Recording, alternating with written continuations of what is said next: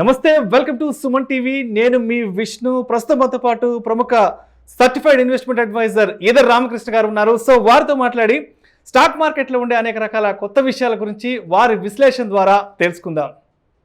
నమస్తే రామకృష్ణ గారు. నమస్తే విష్ణు గారు. సార్, ఇవాళ ఒక కొత్త టాపిక్ గురించి మీతో డిస్కస్ చేద్దాం అనుకుంటున్నాను. కొత్త టాపిక్ అంటే ఆల్రెడీ ఉన్న టాపిక్, బట్ డీటెయిల్డ్గా డిస్కస్ చేద్దాం అనుకుంటున్నాను.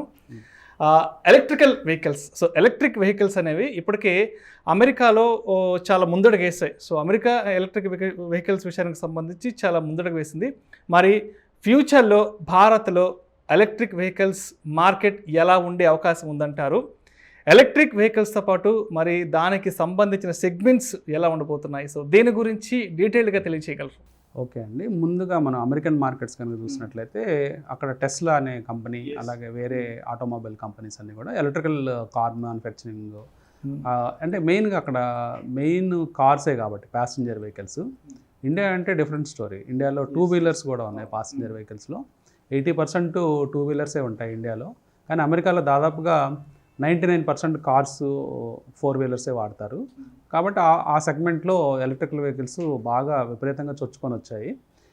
అంటే ఆ మార్కెట్ పెరుగుతుంది. అంటే ఎన్విరాన్మెంట్ పాయింట్ ఆఫ్ వ్యూలో కానీ ఎన్వైర్న్మెంట్ మొత్తం కూడా, అంటే ఈ డీజిల్ కానీ పెట్రోల్ వెహికల్స్తో పొల్యూట్ అయిపోవడంతో గవర్నమెంట్స్ కూడా శ్రద్ధ తీసుకుంటున్నాయి. కార్బన్ తగ్గించాలి, కార్బన్ రిలీజ్ని తగ్గించాలని అట్మాస్ఫియర్లోకి. సో ఇండియా గవర్నమెంట్ కూడా అదే ప్రయత్నాలు చేస్తూ ఉంది. కానీ ప్రస్తుతం మనం ఇండియాలో ఎలక్ట్రికల్ వెహికల్స్ మార్కెట్ షేర్ కనుక చూసినట్లయితే టోటల్ వెహికల్స్లో కేవలం 1% మాత్రమే ఉంది. 1% మాత్రమే ఇప్పటివరకు డేటా ప్రకారం, ఇప్పుడున్న డేటా ప్రకారం. కానీ 2030 నాటికి అది గణనీయంగా పెరగనుంది. అంటే కనీసం ఒక 15-20% వెహికల్స్ ఎలక్ట్రికల్ వెహికల్స్గా మారనున్నాయి నెక్స్ట్ 10 ఇయర్స్లో. అట్లాగే ఇప్పుడు కనుక మనం టోటల్ వెహికల్స్ కనుక చూసినట్లయితే ఇండియాలో వరల్డ్లో కంపేర్ చేస్తే 5th లార్జెస్ట్ కంట్రీగా మనం ఉన్నాము టోటల్ వెహికల్ యూటిలైజేషన్లో. అదే 2030 కల్లా మనం 3rd ప్లేస్కి వెళ్ళిపోతాం. అంటే ఇంకా కన్జంప్షన్, పబ్లిక్ కన్జంప్షన్ భారీగా పెరగనుంది. అంటే 2 వీలర్స్ కావచ్చు, 4 వీలర్స్ కావచ్చు. సో ఓవరాల్గా ఎలక్ట్రికల్ వెహికల్స్ మార్కెట్కి మంచి డిమాండ్ ఉండే అవకాశం ఉంది. సో ఇప్పుడు మన స్టాక్ మార్కెట్ పాయింట్ ఆఫ్ వ్యూలో మనం ఆలోచిస్తే ఈ ఎలక్ట్రికల్ వెహికల్స్కి డిఫరెంట్ సెగ్మెంట్స్ ఉంటాయి మనకి. అంటే బ్యాటరీ మ్యానుఫ్యాక్చరర్స్ కావచ్చు, ఒరిజినల్ ఎక్విప్మెంట్స్ మ్యానుఫ్యాక్చరర్స్ కావచ్చు, రియల్ కార్స్ కానీ టూ వీలర్స్ మ్యానుఫ్యాక్చరర్స్ అవ్వచ్చు, లేకపోతే రా మెటీరియల్ అంటే బ్యాటరీకి సంబంధించిన రా మెటీరియల్ తయారు చేసే వాళ్ళు అవ్వచ్చు. అలాగే ఛార్జింగ్ పాయింట్స్, ఈ ఎలక్ట్రికల్ వెహికల్స్ ఛార్జ్ చేసుకోవడానికి ఇన్ఫ్రాస్ట్రక్చర్, ఈ కంపెనీస్ అన్నీ కూడా గ్రో అయ్యే అవకాశం ఉందండి భారీగా. సో వీళ్ళు ఫస్ట్ స్టెప్స్ ఎవరెవరు ఈ మార్కెట్లో తీసుకుంటున్నారు, అట్లాగే వాళ్ళల్లో ఎవరు విన్నర్స్ అయ్యే అవకాశం ఉందనేది మనకి ఇప్పుడు తెలియకపోయినా అట్లీస్ట్ గత పర్ఫార్మెన్స్ని చూసి మనం కొంత గెస్ చేయొచ్చు. సో అలాంటి విన్నింగ్ కంపెనీస్ని మనం ఇప్పుడు ఐడెంటిఫై చేసే ఈ ఎపిసోడ్లో ఐడెంటిఫై చేద్దాం. చెప్పండి. ముందుగా మనం టూ వీలర్ సెగ్మెంట్ తీసుకుంటే వీటిలో ముందుగా హీరో మోటార్ కార్ప్, అంటే హీరో మోటార్ సైకిల్స్ కంపెనీ వాళ్ళు ఆల్రెడీ ఎలక్ట్రికల్ వెహికల్స్ కొన్ని రిలీజ్ చేశారు.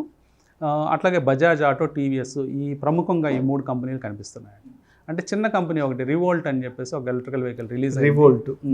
అంటే రతన్ ఇండియా ఎంటర్ప్రైజెస్ అనే ఒక కంపెనీ ఉంది. ఆ కంపెనీ నుంచి ఒక ఎలక్ట్రికల్ వెహికల్ వచ్చింది. మేజర్గా తీసుకుంటే ఈ 4 కంపెనీలు మార్కెట్లో లిస్ట్ అయిన కంపెనీస్గా మనం చెప్పుకోవచ్చు. అట్లాగే 4 వీలర్స్, అలాగే ఇంకా బిగ్ ప్యాసింజర్ వెహికల్స్ అంటే బస్సెస్ లాంటివి అవి తీసుకున్నప్పుడు ఆ సెగ్మెంట్లో ముఖ్యంగా టాటా మోటార్స్, అట్లాగే అశోక్ లేలాండ్, అట్లాగే మహీంద్రా, ఈ 3 కంపెనీలు భారీగా పెట్టుబడుల్ని ఈ ఎలక్ట్రికల్ వెహికల్ మ్యానుఫ్యాక్చరింగ్లో పెడుతూ ఉన్నారు. తర్వాత ఇంకా కెమికల్ కంపెనీస్లో, అంటే బ్యాటరీకి సంబంధించిన రా మెటీరియల్ కనుక మనం దాంట్లో ముడి పదార్థాన్ని కనుక తీసుకుంటే మెయిన్ ఇప్పుడు ఇదివరకు లెడ్ బ్యాటరీస్ వాడేవాళ్ళు, ఇప్పుడు లిథియం అయాన్ బ్యాటరీస్కి వచ్చేసాం. సో లిథియం అయాన్ బ్యాటరీకి సంబంధించిన main raw material lithium ion China నుంచి ఇంపోర్ట్ చేసుకోవాల్సిందే. కానీ దాంతోపాటు కొన్ని ఇంకా సబ్ మెటీరియల్స్ కొన్ని వాడాల్సిన అవసరం ఉంటుంది. వాటిని ముఖ్యంగా సప్లై చేసే కంపెనీస్లో టాటా కెమికల్స్ ఒకటి, టాటా కెమికల్స్, తర్వాత హేమాద్రి కెమికల్స్, ఇట్లాంటి కంపెనీస్ మనకి ప్రస్తుతం మార్కెట్లో ఉన్నాయి. అలాగే ఎంఓఎల్ గవర్నమెంట్ ఎంటర్ప్రైజ్ కంపెనీ. సో ఈ 3 కంపెనీలు రా మెటీరియల్ సప్లై చేసే కంపెనీస్గా ఉండొచ్చు. అట్లాగే బ్యాటరీస్ విషయానికి వస్తే బ్యాటరీస్ ముఖ్యంగా ఎక్సైడ్ బ్యాటరీస్ నెంబర్ 1 కంపెనీగా ఉంది ఇండియాలో. అట్లాగే అమర్ రాజా బ్యాటరీస్ కంపెనీ, మన తెలుగు రాష్ట్రాలకు సంబంధించింది. అమర్ రాజా బ్యాటరీ సంబంధించిన కంపెనీ. అమర్ రాజా బ్యాటరీస్ కూడా ఈ ఎలక్ట్రికల్ వెహికల్స్ సంబంధించిన బ్యాటరీస్ తయారు చేసే అవకాశం ఉంది. ఆ దిశగా వాళ్ళు అడుగులు వేస్తూ ఉన్నారు. ఇంకా ఇవన్నీ కాకుండా ఇంకా ఇన్ఫ్రాస్ట్రక్చర్కి వచ్చినట్లయితే ఛార్జింగ్ పాయింట్స్ వాటి గురించి చూస్తే మెయిన్గా ఇప్పుడున్న గ్యాస్ స్టేషన్స్, పెట్రోల్ బంక్స్ వాళ్ళందరికీ అవకాశం ఉంది భారీగా. ఎందుకంటే ఫ్యూచర్లో కొంత స్పేస్ని ఛార్జింగ్ పాయింట్స్ కింద పెట్టే అవకాశం ఉంటుంది. సో వాటిల్లో ముఖ్యంగా మనం చూసినట్లయితే IOL, Indian oil corporation, IOC Indian oil corporation ఒకటి ముందు అడుగేసింది. అట్లాగే టాటా పవర్ ఒకటి. టాటా పవర్ కంపెనీ కూడా కొన్ని ఈ రిటైల్ పెట్రోల్ కంపెనీస్తో, రిటైల్ పెట్రోల్ స్టేషన్స్తో టైఅప్ చేసుకుంటుంది. 500 షాప్స్, 500 గ్యాస్ స్టేషన్స్తో టైఅప్ చేసుకుంది. సో ఈ కంపెనీ టాటా పవర్ కాకుండా ఇంకా పవర్ గ్రిడ్ అని చెప్పేసి, ఎన్టీపీసీ అని చెప్పేసి ఈ కంపెనీస్ అన్నీ కూడా ఈ రంగంలో దిగుతున్నాయి. అట్లాగే బ్యాటరీ మ్యానుఫ్యాక్చరింగ్ కానీ లేకపోతే ఈ రా మెటీరియల్ సప్లై విషయంలో కూడా ఎన్టీపీసీ, అలాగే భారత్ హెవీ ఎలక్ట్రికల్స్, ఇదివరకు దాకా కేవలం హెవీ ఎలక్ట్రికల్ మిషన్స్ చేసే బిహెచ్ఈఎల్ కూడా ఈ రంగంలో దిగే అవకాశం ఉంది.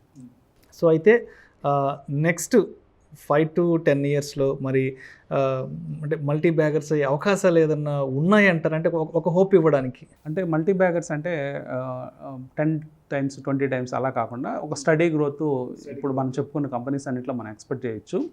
అట్లాగే భవిష్యత్తులో ఈ ఎలక్ట్రికల్ వెహికల్స్ నడవడానికి కొంత సాఫ్ట్వేర్ కూడా అవసరం అవుతుంది. ఎగ్జాక్ట్లీ. అంటే ఒక హార్డ్వేర్ అండ్ సాఫ్ట్వేర్ కూడా అవసరం అవుతుంది.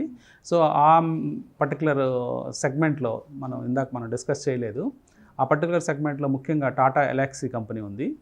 టాటా ఎలాక్సీ కంపెనీ ఈ పర్టికులర్ సెగ్మెంట్లో ఉంది. అలాగే మదర్సన్ సుమి అని ఒక auto components company. Auto components అంటే ఇది ఎలక్ట్రికల్ వెహికల్స్కి కావాల్సిన ఆటో కాంపోనెంట్స్ ముఖ్యంగా. అది చాలా దేశాలకు ఎక్స్పోర్ట్ చేస్తూ ఉంటుంది మదర్సన్ సుమి. సో ఇలాంటి కంపెనీస్ కూడా భారీగా రాణించే అవకాశం ఉందండి. సో ముఖ్యంగా మీరు అడిగినట్లు భారతదేశంలో రాబోయే సంవత్సరాల్లో ఎంతవరకు ఊపందుకునే అవకాశం ఉందంటే, అంటే ప్రిపరేషన్ అనేది ఒక ఫస్ట్ ఫ్యూ స్టెప్స్ పడ్డాయి, కానీ భారీ ఎత్తున ఎప్పుడు ఇదంతా మారుతుందనేది గవర్నమెంట్ నుంచి వచ్చే సహకారం, అట్లాగే గవర్నమెంట్ ఎంతవరకు ప్రోత్సాహకాలు ఇస్తుంది, అట్లాగే ఎంత ఫాస్ట్గా మనం ఇన్ఫ్రాస్ట్రక్చర్ డెవలప్ చేసుకుంటాము అనే విషయాల మీద ఆధారపడి ఉంటుంది. మనం ఇన్ఫ్రాస్ట్రక్చర్ డెవలప్ చేయకుండా ఈ ఎలక్ట్రికల్ వెహికల్స్ని ముందుకి పుష్ చేయడం కష్టం అవుతుంది. అంటే మనకు ఛార్జింగ్ పాయింట్స్ లేవనుకోండి, మళ్ళీ మనం ఆ వెహికల్ అక్కడ వదిలేసి రావాల్సి వస్తుంది కదా బయటకు వెళ్ళిన తర్వాత. సో ఎక్కడ కావాలంటే అక్కడ మన ఛార్జింగ్ పాయింట్స్ ఉండేటట్లు, అంటే ఆల్రెడీ మనం ఇప్పుడు లేటెస్ట్ స్టోర్స్ కనుక తీసుకున్నట్లయితే ఐకే లాంటి స్టోర్ ఇట్లాంటి మన హైదరాబాద్లో ఆల్రెడీ ఛార్జింగ్ పాయింట్స్ పెట్టారు వాళ్ళు. ఓకే, స్టోర్స్లో కూడా, అంటే స్టోర్స్ పార్కింగ్ రైట్, పార్కింగ్ లాట్లో. సో మనం అట్లా ప్రతి పెద్ద బిజినెస్ ఎంటర్ప్రైజ్ అంటే కార్ పార్కింగ్ స్లాట్స్ దగ్గర ఇవన్నీ ఇన్ఫ్రాస్ట్రక్చర్ డెవలప్ చేయాల్సి ఉంటుంది. సో అంటే అదంతా ఒక ఎకో సిస్టమ్ అనేది డెవలప్ అవ్వాలి. అంటే ఒక గవర్నమెంట్ దగ్గర నుంచి అలాగే ప్రైవేట్ వ్యక్తుల దగ్గర నుంచి ఇవన్నీ కనుక డెవలప్ అయితే అందరూ వెహికల్ కొనడానికి ఇష్టపడతారు. సెకండ్ థింగ్ ఏంటంటే ఎలక్ట్రికల్ వెహికల్ అనేది కొంచెం కాస్ట్లీ అఫైర్. మామూలు డీజిల్ పెట్రోల్ కంపేర్ చేసినప్పుడు చాలా కొంచెం కాస్ట్లీ అవుతుంది. ఈవెన్ మన టెస్లా కార్స్ అవి చూసినప్పుడు మామూలు వెహికల్స్ కంటే ట్రిపుల్ కాస్ట్ ఉంటాయి. తర్వాత మీకు ఫ్రీ అనమాట, అంటే లైఫ్ లాంగ్ ఇంకా మీకు ఫ్యూయల్ కాస్ట్ ఉండదు. అదొక అడ్వాంటేజ్ ఉంది. ఆ అడ్వాంటేజ్ వల్ల డబుల్ కాస్ట్ అయినా ట్రిపుల్ కాస్ట్ అయినా ప్రజలు అంటే ఫస్ట్లో ఇబ్బందిగా ఉంటుంది, కానీ కొనేటప్పుడు ఒకసారి ఇబ్బంది ఉంటుంది, కానీ తర్వాత కొంచెం ఈజీగా ఫీల్ అవుతారు. అంటే ముఖ్యంగా మనం చూసినప్పుడు ఎలక్ట్రికల్ వెహికల్స్ని ఇప్పుడు మన సూపర్ మార్కెట్స్లో యూఎస్లో చూసినట్లయితే అంటే ఫ్రీ ఛార్జింగ్ ఇస్తారనమాట. అంటే మీరు ఎంతసేపు అయినా ఛార్జ్ చేసుకోవచ్చు మీ వెహికల్స్ని. అంటే మీరు షాపింగ్ వస్తే ఫ్రీ ఛార్జింగ్. సో అట్లాంటి బెనిఫిట్స్ కనుక ఇన్వెస్టర్స్కి అంటే ఎవరైతే కస్టమర్స్ ఉంటారో కస్టమర్స్కి ఇచ్చినట్లయితే ఈ వెహికల్స్ అన్నీ కూడా ముందు బాగా సేల్ అయ్యే అవకాశం ఉంది. అట్లాగే మనకి స్కేల్ ఉంది, అంటే ఇండియాలో ఎక్కువ స్థాయిలో వెహికల్స్ కొనే సామర్థ్యం ఉంది. ఫస్ట్ మనం ఒక 2 వీలర్ సెగ్మెంట్ తీసుకున్నాం అనుకోండి, ఎక్కువ మందికి 2 వీలర్స్ అమ్మడానికి అవకాశం ఉంది. సో ఎక్కువ మంది ఎప్పుడైతే బిజినెస్ అంటే చేస్తే ఒక కంపెనీస్ ఆటోమేటిక్గా మంచి సేల్స్ అయ్యే అవకాశం ఉంటుంది. అట్లాగే కాస్ట్ కూడా కొంచెం తగ్గే అవకాశం ఉంటుంది. అంటే మరీ ట్రిపుల్ కాకుండా 1.5 times 1.7 times అలా ఉన్నట్లయితే ప్రజలు ఎలక్ట్రికల్ వెహికల్స్ తీసుకోవడానికి మొగ్గు చూపే అవకాశం ఉంది. సో అంటే రాబోయే రోజుల్లో రిటైల్ ఇన్వెస్టర్స్ కొంతలో కొంత ఈ ఎలక్ట్రిక్ వెహికల్స్ మీద కొంచెం ఇంట్రెస్ట్ కనుక పెడితే కొంచెం మంచి రిటర్న్స్ వచ్చే ఛాన్స్ కూడా ఉంటుందంటారు. ఉంటుందండి. అంటే ఇప్పుడు మనం ఇందాక డిస్కస్ చేసిన షేర్లు అన్నీ కూడా చాలా కంపెనీలు, ఇప్పుడు మనం డిస్కస్ చేసిన అన్ని కంపెనీస్ దాదాపు 90% ఆఫ్ ద కంపెనీస్ అన్నీ కూడా గతంలో మంచి పర్ఫార్మెన్స్ ఇచ్చినవే. అంటే మంచి హిస్టరీ కూడా హిస్టరీ బాగున్నాయి. అంటే మనం 4-వీలర్ సెగ్మెంట్లో మనం డిస్కస్ చేసిన టాటా మోటార్స్ కావచ్చు, మహీంద్రా కావచ్చు, అశోక్ లేలాండ్ కావచ్చు, ఇవన్నీ కూడా పెద్ద పెద్ద గ్రూప్స్కి సంబంధించిన కంపెనీలు. అట్లాగే 2-వీలర్స్లో కూడా హీరో మోటార్స్, టీవీఎస్, బజాజ్, ఇవన్నీ కూడా పెద్ద గ్రూప్స్కి సంబంధించిన కంపెనీలు. కాబట్టి ఆ కంపెనీలో మేనేజ్మెంట్ క్వాలిటీని మనం ఏం ప్రశ్నించలేం. కరెక్ట్. సో అన్ని క్వాలిటీ కంపెనీసే కాబట్టి వీళ్ళు అంటే మనం ఇక్కడ చూడాల్సింది ఏంటంటే గవర్నమెంట్ సైడ్ నుంచి ఒక పుష్ కావాలి. గవర్నమెంట్ ఎంత రిబేట్ ఇస్తుంది, ట్యాక్స్ రిబేట్స్ కానీ లేకపోతే కొన్న వాళ్ళకి ఎలాంటి బెనిఫిట్స్ చేస్తుంది అనే దాని మీదే ముఖ్యంగా ఈ ఇండస్ట్రీ గ్రో అయ్యే అవకాశం ఉంది. కానీ గవర్నమెంట్ కూడా చాలా సానుకూలంగా ఉన్నట్టే మనకు అనిపిస్తుంది.